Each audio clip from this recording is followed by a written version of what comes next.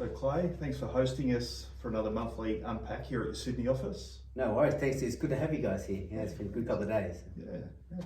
So the market's been a lot more positive in recent times. How are our portfolios performing and the PAC funds in general? Yeah, like it's been a funny sort of bounce this last month. It's definitely come off the back of a lot of a large cap tech rebound. You've seen a lot of big numbers coming out of the US with these big words thrown around now, AI and Nvidia and all these tech companies, and that's been the real main driver, to tell you the truth, of the recent pop. And I'm happy to say that we've been really well positioned with that at PAC, especially in our innovation funds and obviously in the esports side. It's definitely something we've been priding ourselves on here for the last 12 months, and we had a really good May with the numbers to come through, but it'll be in the high single digits. So great numbers, and we've outperformed the market really well. So how does that feed down into the rest of the portfolios?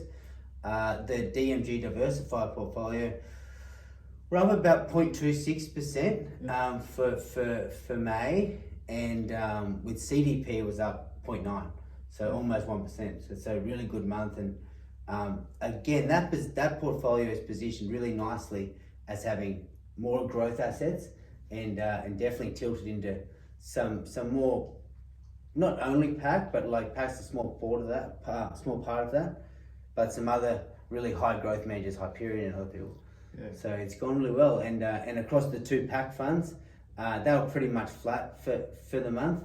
We're definitely a bit more conservative in those portfolios at the moment, just because we saw during the week that the RBA lifted rates in Australia again, and I think that the recession word is probably more and more around. Yeah, so let's unpack that a little bit further. Sure. RBA lifted rates by another 0.25%, Yep. up to what, 4.1% now. Mm. Is that it? Are we going further? Where are we sitting with interest rates?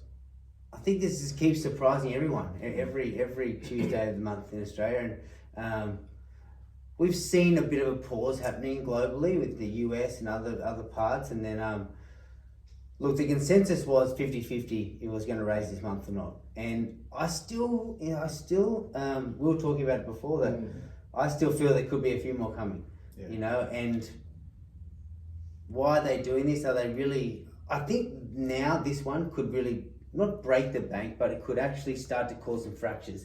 That's needed. Yeah. We now need to see people that how does this trickle down? You guys are at the forefront of the client experience and that, and for ourselves, like, does this now trigger in this Sydney or Australia housing boom that's happened? It's probably going to cause more pressure on that. So I don't think it's over.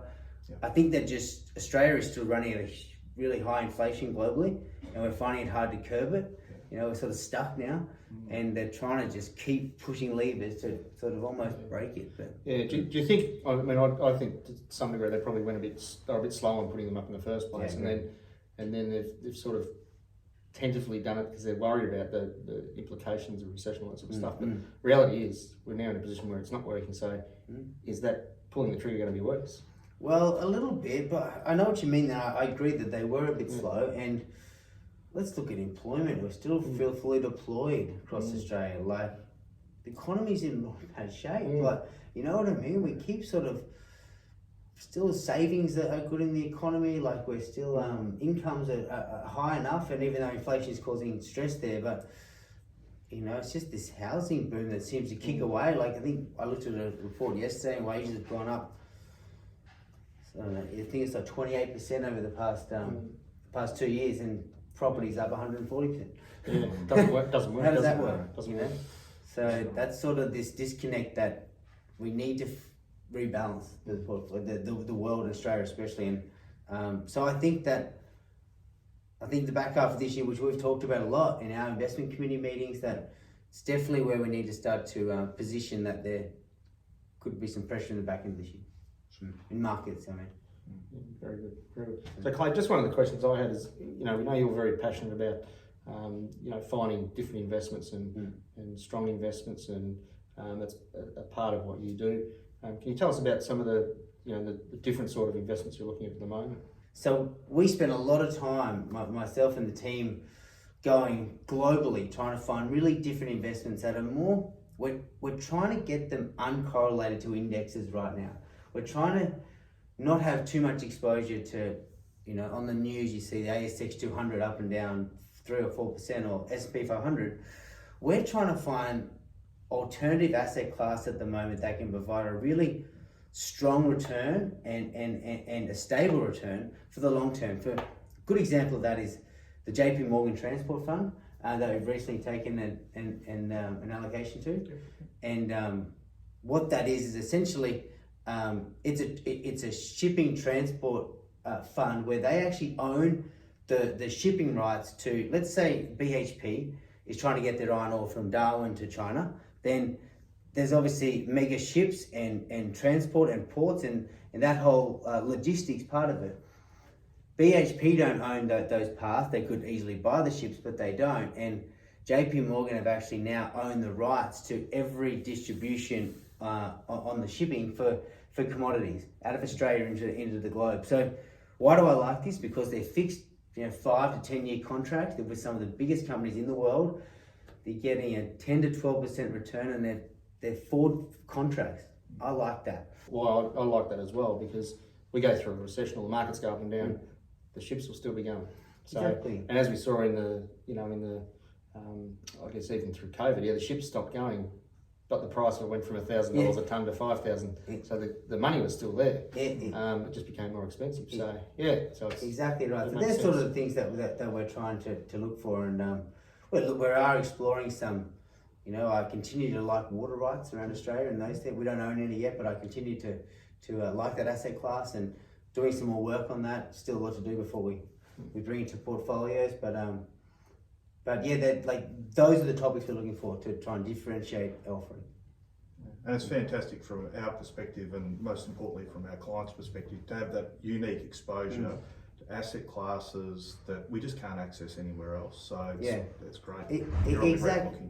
Exactly right. And that sort of speaks to why PP1 or the PAC Private One Fund is a big part of the portfolios now, and we have a 5% allocation to the fund, and this is a good example of that fund is purely to find more earlier stage venture capital style investments, to have access to companies globally that are more on the innovation curve, or either in a topic such as gaming or cybersecurity or electric vehicles. Like, these are the different areas that we're trying to invest in the earlier stages, which again are not susceptible to market moves.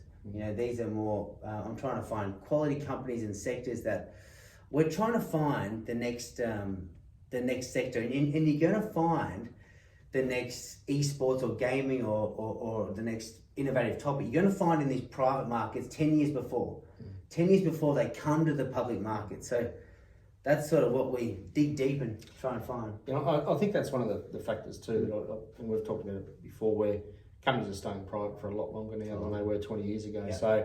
So really, you need to find these off-share market investments, and there's less risk in there now because there's a lot more out there. Type of the thing, whereas they never used to be. 100% right, and they've come to become the stories of the Googles and Facebooks, and these stories have come to being some of the top 10 companies in the world, and they started off 10 years ago getting funded by early stage VCs. So it's become a really it's sort of helped push venture, how important it is and what companies can become, with the right team and investment, and that's and again, that's just like you said, companies are staying private for a lot longer. So we're definitely trying to be in there. Absolutely. Which is great. And probably just lastly, just touching on, we often talk about past returns and all the rest of it, but for me, what's always more important is how we position for the future in terms of the portfolios. What do we see? What have we been doing recently to position it with what we feel is coming ahead?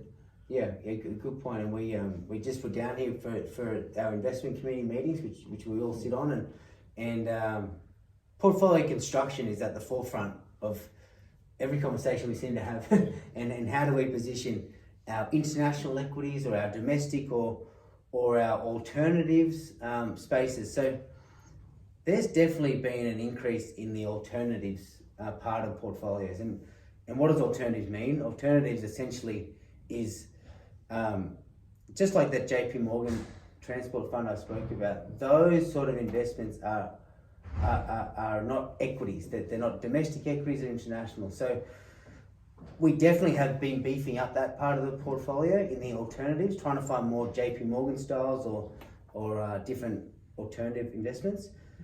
But also on the PAC side of things especially, we have definitely been more underweight global equities at the moment. We're definitely taking slightly more of a conservative stance, given what we just spoke about with inflation still a problem, where it's at a sticky rate, employment is still pretty much fully deployed. You know, what other levers do governments have to pull? And monetary policy is almost, they're running out. So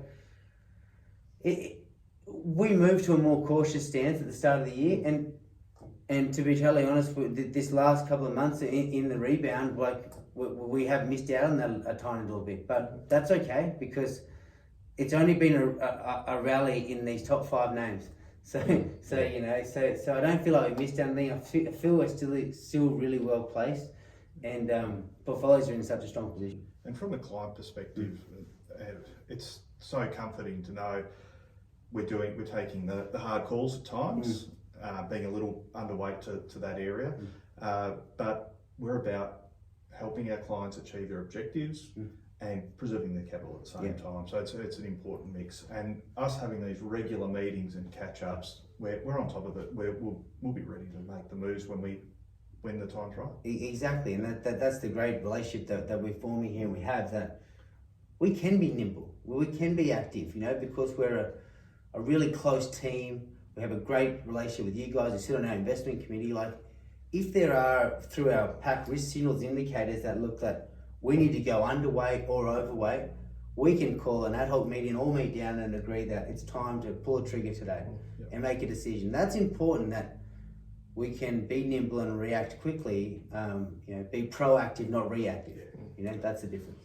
And I think the other thing that we probably spoke about today, which I don't know that any other investment committee would do it, but we talked about our client situations and we talked about what all these things mean to them, and some of the decisions get influenced because you as a portfolio manager have this mandate and that side of it. You think you might be thinking about the client, but you know that what we've been doing the last few months leading into 30 June, so then it helps influence a decision of certain investments in terms of you know, how aggressive they might be or liquidity or whatever it might be, because we know you're knowing what we're doing behind the scenes for the specific clients. And I think that was a really important conversation to have. 100%, and I haven't had this relationship with a group like I have with DMG. Like it gives us such transparency. It helps us manage flows and position assets and investments.